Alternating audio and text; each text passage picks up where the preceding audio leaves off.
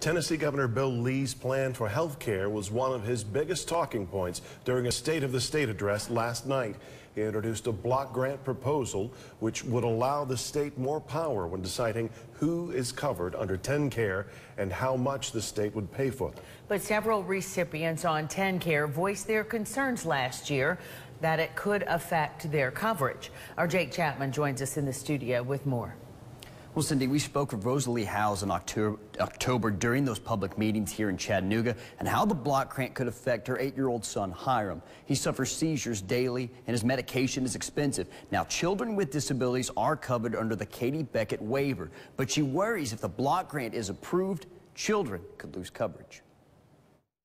He's really cutting the children in Tennessee short on that. Howes says the governor's address Monday night didn't tell the full story about health care in the state. She says TennCare is important to families like hers. Her son's medical bills without insurance would cost nearly $2,000 a month. And she says no child with a disability should have to worry about the price. And I don't understand how somebody who claims to put so much value on life can put a price tag on it. The way his block grant works is the federal government would send the state $7.9 billion.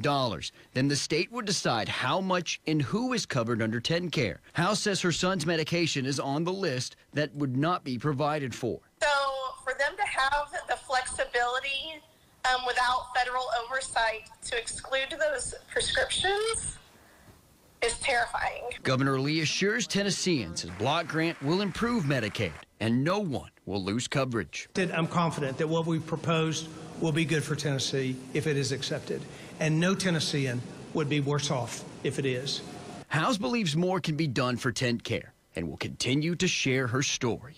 Keep voicing how these proposals will affect my family and my child through the people who have a say in it. Lee also stated during his address he wants to improve other aspects of TennCare like prenatal and postpartum coverage for recipients. Stay with us as we continue to follow this story. In the studio, Jake Chapman, Channel 3 Eyewitness News.